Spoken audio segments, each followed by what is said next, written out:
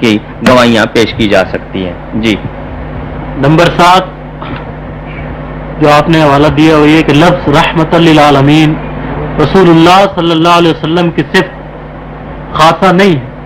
حضور اکرم صلی اللہ علیہ وسلم کے علاوہ بھی دیگر بزرگوں کو رحمت للعالمین کہہ سکتے ہیں. فتاوی رشیدیہ صفحہ 12 جلد نمبر 2. جی یہ بھی رشید احمد گنگوہی صاحب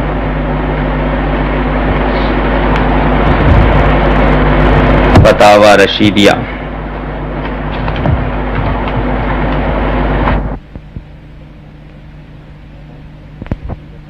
گنگوئی صاحب 1352 ہجری کتب خانہ رحیمیہ سنہری مسجد دہلی سے یہ چھپی جو میرے پاس ہے.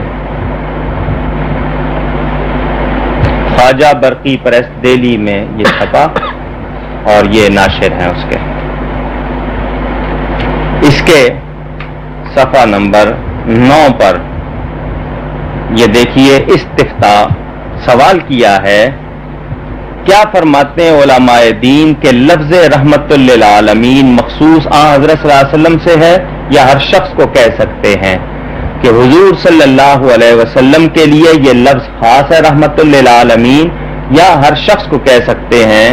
گنگوئی صاحب جواب دیتے ہیں لفظ رحمت للعالمین صفت خاصہ رسول اللہ صلی اللہ علیہ وسلم کی نہیں ہے بلکہ دیگر اولیاء یعنی حضور صلی اللہ علیہ وسلم کی صفت خاصہ نہیں ہے بلکہ دیگر اولیاء و انبیاء اور علماء ربانیین بھی موجب رحمت عالم ہوتے ہیں اگرچہ جناب رسول اللہ صلی اللہ علیہ وسلم سب میں اعلیٰ ہیں.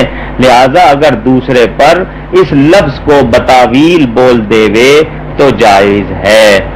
بندہ رشید احمد گنگوہی یعنی انہوں نے یہ کہا کہ حضور صلی اللہ علیہ وسلم سب سے بڑے رحمت للعالمین اور باقی دوسرے چھوٹے رحمت للعالمین اور کہا کہ علماء ربانیین تو ان سے پوچھا جائے کہ یہ علماء ربانیین کن کو کہتے ہیں.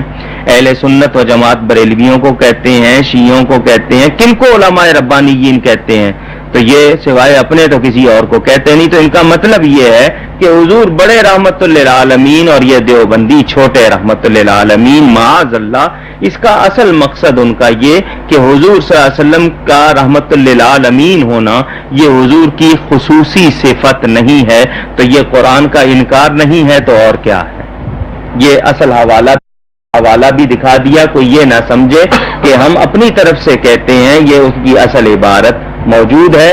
اس کو ان کی نئی جو اس میں تالیفات رشیدیہ میں بھی اس میں بھی دیکھا جا سکتا ہے. جی نمبر 8